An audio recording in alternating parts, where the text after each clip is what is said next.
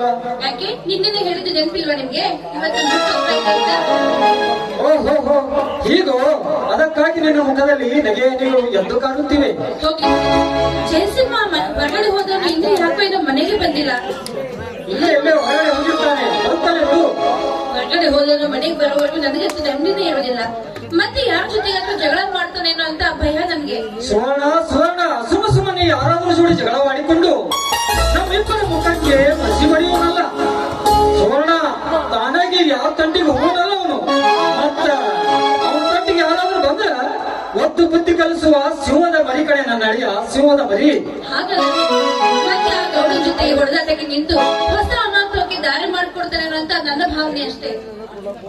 ಆ ನಿನ್ನ ಭಾವನೆಗೆ ಆಸ್ಪದವಿಲ್ಲ, ಆಸ್ಪದವಿಲ್ಲ.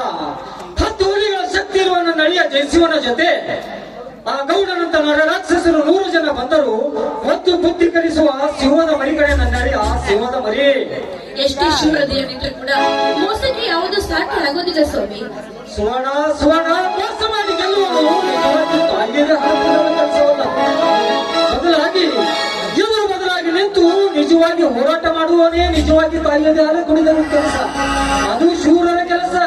ಏನೇ ಆಗ್ಲಿ ಇನ್ ಮುಂದೆ ಸ್ವಲ್ಪ ಹುಷಾರಾಗಿರುವಂತ ನಾವೇ ಅವನಿಗೆ ಬುದ್ಧಿ ಹೇಳಿದ್ರಾಯ್ತು. ಆಯ್ತು ಕಣೆ, ಆಯ್ತು ಹೇಳೋಣಂತ. ಅದರಲ್ಲೇನೈತಿ? ಸರಿ ಬನ್ನಿ, ಊಟ ಮಾಡಿ ಆಮೇಲೆ ತೋಟಕ್ಕೆ ಹೋಗೋಣ. ಸುವರ್ಣ, ಇವತ್ತು ಊಟಕ್ಕೆ ಏನಾದ್ರೂ ಸಿಹಿಯಾಡಿಗೆ ಮಾಡಿರುವೆಯಾ? ನಿಮ್ಗೆ ಇಷ್ಟವಾದ ಗಸಗಸೆ ಪಾಯಸ ಮಾಡಿದೀನಿ ಗೊತ್ತಾ? ಓಹೋ, ಸಕ್ಕರೆ ಹಾಕಿ ಮಾಡಿದ ಪಾಯಸಕ್ಕಿಂತ ಸಕ್ಕರೆ ಹಾಕದ ಸಿಹಿಯಾಗಿರ ಈ ನಿನ್ನ ಪಾಯಸ ಮೊದಲು ಮಾಡದೆ.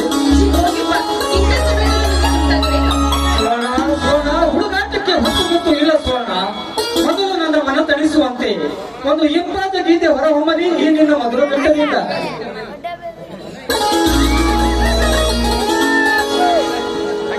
ಮುಗಿಲ ಮಲ್ಲಿಗೆಯೋ ಗಗನದ ತಾರೆಯೋ, ಮುಗಿಲ ಮಲ್ಲಿಗೆಯೋ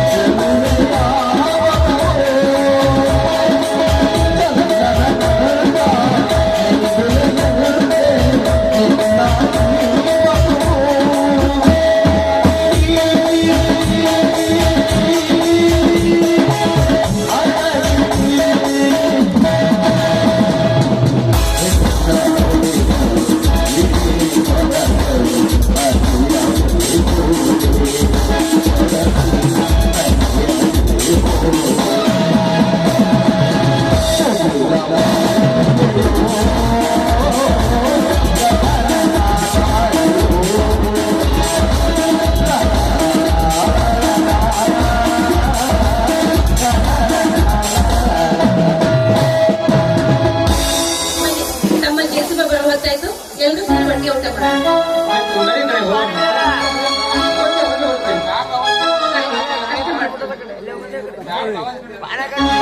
ಮಾಡೋಣ.